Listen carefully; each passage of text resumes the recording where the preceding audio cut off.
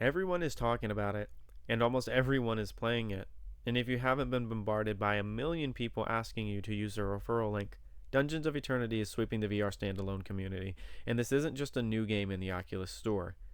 This is a VR adventure a lot of us have been waiting for. And it's setting a precedent that is rippling through the VR community. One I think will help shape our VR future, and truth be told, it's not the only one. I've waited long enough to play this game. I've heard the hype, I've seen the videos, and people won't stop asking me to use their referral link.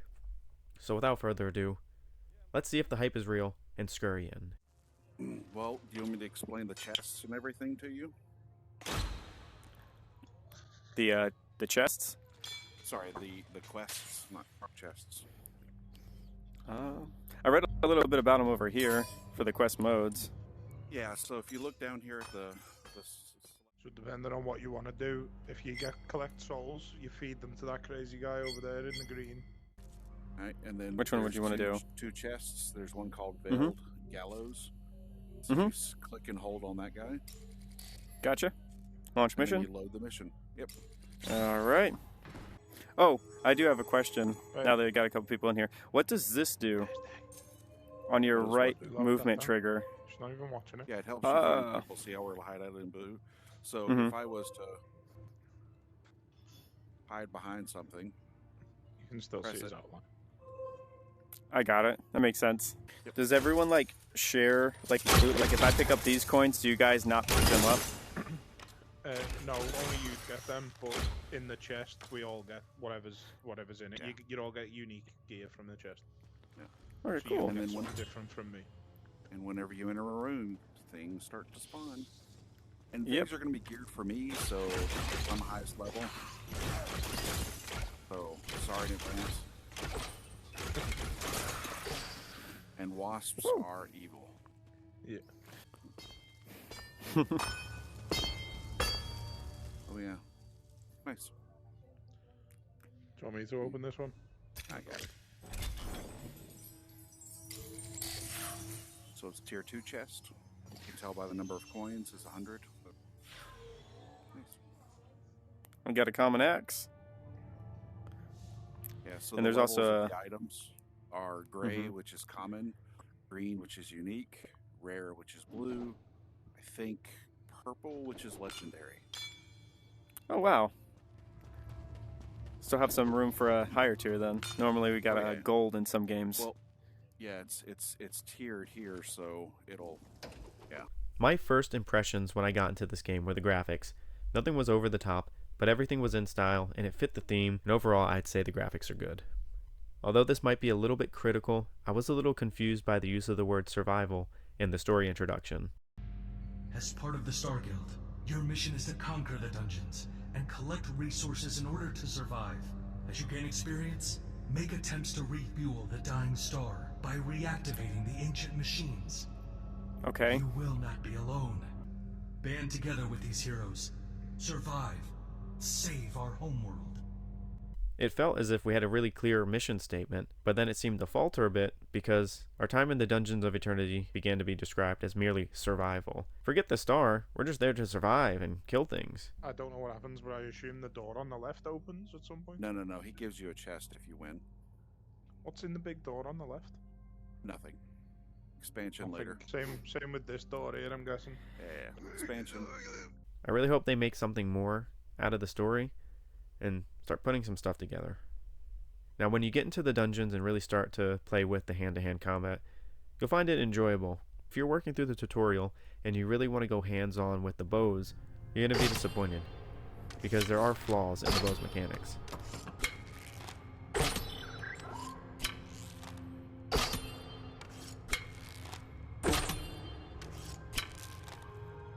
It's why does it not feel right? Is it because I've never used a bow before? This feels even worse. I mean, like, look at the way it's... Maybe I'm just holding it wrong.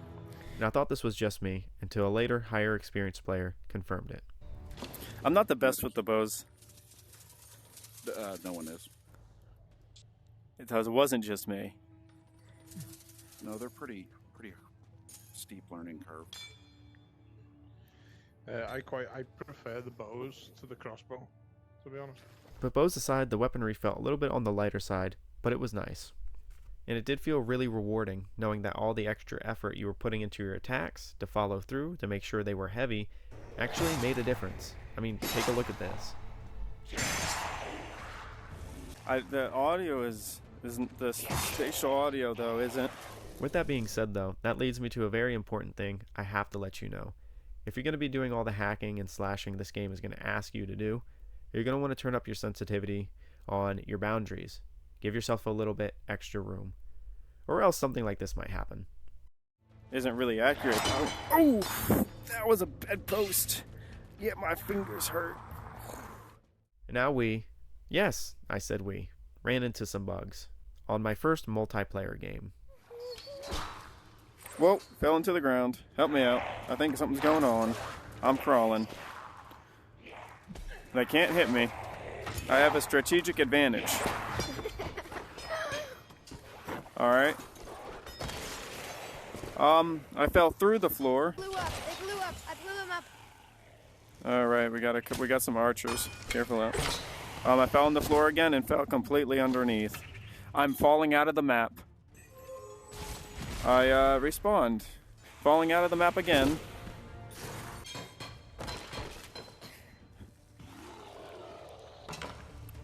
Oh, collision bug again. Crawling around.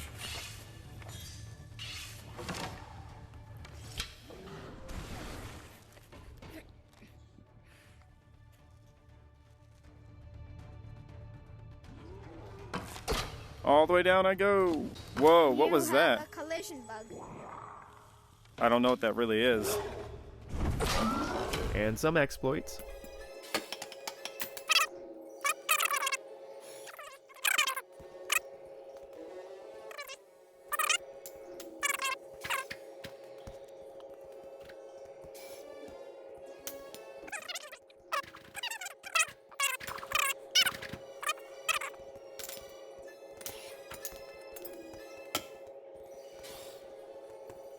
Room through the window, maybe it will load in. Oh, yep, I'm in. And surprisingly, missing game features. Basic game features. How do I add people as friends?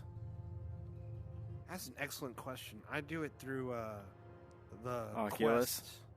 Yeah, recently met. And I thought I was wrong until I had to get a third opinion. No, I wasn't wrong. Now, if you're a player that likes playing solo, you're going to have some fun in the dungeons.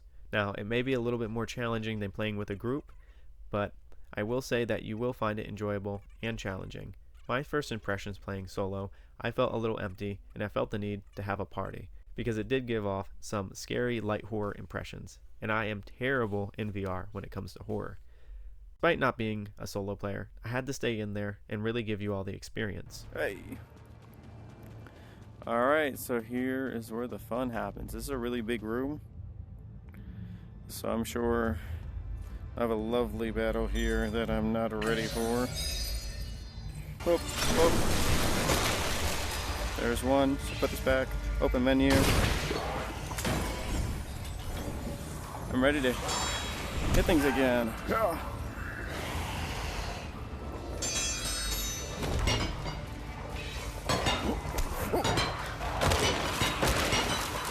Where'd he go? Was I just hitting him with my bow?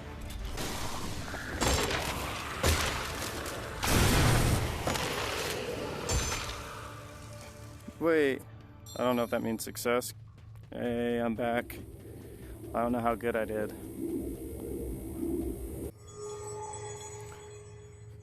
That's what I got. We're level 2. Wait, I failed all the other rooms? Well, so be it. This, yes this, Alright, you just- is where things take a big turn. That's your Playing with intro. I mean, friends that's your, or with a that's your, group. If you have friends, what do they say? or if you don't, they actually have Use your native left hand. support for multiplayer. It's a awesome. reline button. You just need to back out to the main screen And and if select you were to multiplayer. click return to main menu, then Mhm. select multiplayer, then select join quick load or something quick game. It'll just bring you into a rando's lobby. Or change your lobby session to public and hope someone joins, because you definitely missed something. Now, after taking a few moments to step out, make this video of my first impressions, ask myself, what did I go into Dungeons of Eternity for, and what did I come out with?